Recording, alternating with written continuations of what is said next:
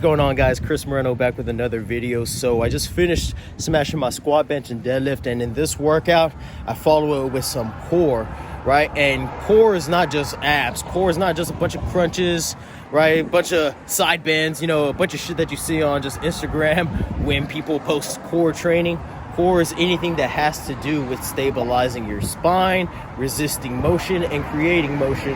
And abdominal training is just one part of that. So this workout, or this part of the workout, is going to include some abdominal training, but it's also going to pretty much show you actual core training that's meant to help your other lifts, right? Especially with barbell movements, but with just compound movements in general, it requires a lot of core activation and making sure that you know how to properly brace yourself and properly engage your core in all movements is just a fundamental principle that's going to allow you to just keep on getting gains. So yeah, guys, I'm going to show you guys this routine. Y'all stay tuned. All right, guys, so I began with these barbell front rack marches. So with the barbell variation compared to dumbbells or kettlebells, you're going to really allow yourself to fully overload and just progressively overload at a significant rate, right? Just like how you do with any compound movement. So even though this is a quote-unquote accessory movement, so you still want to progressively overload, and I choose this movement as a core movement just because you're putting the body under load while in hip flexion, one side at a time. So when it comes to stepping out of a barbell back squat, right, unless you have a monolift, you're having to walk that bitch out, and that is pretty much an instance where you are in, at least for a split second, on one leg at a time. So it's going to really get your body primed to maintaining stability while doing that, and that's just one example. And I'm actually doing these core movements in trisets and giant sets. So immediately after the front rack marches are these incline bench reverse crunches. So I'm doing a 10-second isometric hold, then 10 reps, another 10-second hold, then another 10 reps, just for more time under tension purposes and to make the movement just a little bit more difficult. And going back to the giant set factor, the reason why I'm doing it like this is going to teach me to maintain tension, practice bracing myself while under fatigue, and of course just being able to do it for a long period of time, really working on the endurance factor of it. So the third movement of the giant set, well, it's the third and fourth, it's you go into a split squat, you slightly turn and you're resisting against rotation, a split squat anti-rotation, followed up with some half kneeling side chops. So that was the first giant set.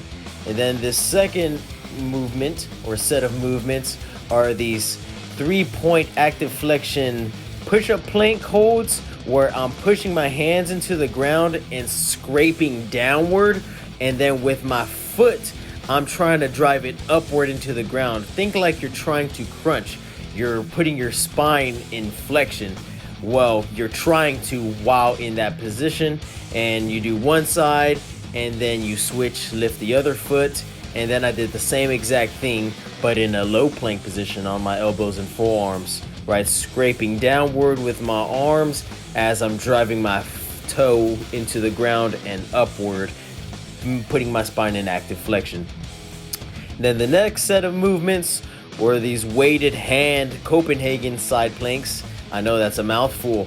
These are pretty badass. You're gonna get a lot of adductor engagement, right? That's the inner thigh, the groins, and then you're also going to get some wrist, elbow to shoulder stability, and you can progressively overload on this as well just because you're doing it weighted, right? And of course, if weighted is too challenging, you do not have to do this under load. Body weight is just fine. I'm just letting you know what I did. And then immediately after each side, I then went into these low plank weighted side planks. No, these weighted side planks with hip abduction, sorry, right? pretty much holding all of those movements for 20 seconds each.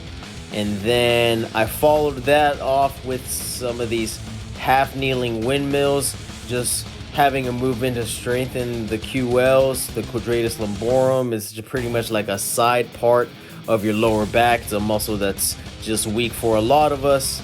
And I finished things off with these weighted dead bugs. So when it comes to core, it's not just about your abs or obliques. Those are involved. It's also about your transverse abdominis, your quadratus lumborum, your lats, and your glutes. So that's why I chose the movements that I did. And these happen to be movements that challenge me. So over time, as these become easier, even as I've progressed with the load, I will find new variations and work on making progress with that. So hopefully you guys like these workouts. Feel free to incorporate them in either on a workout on their own or at the end of a workout.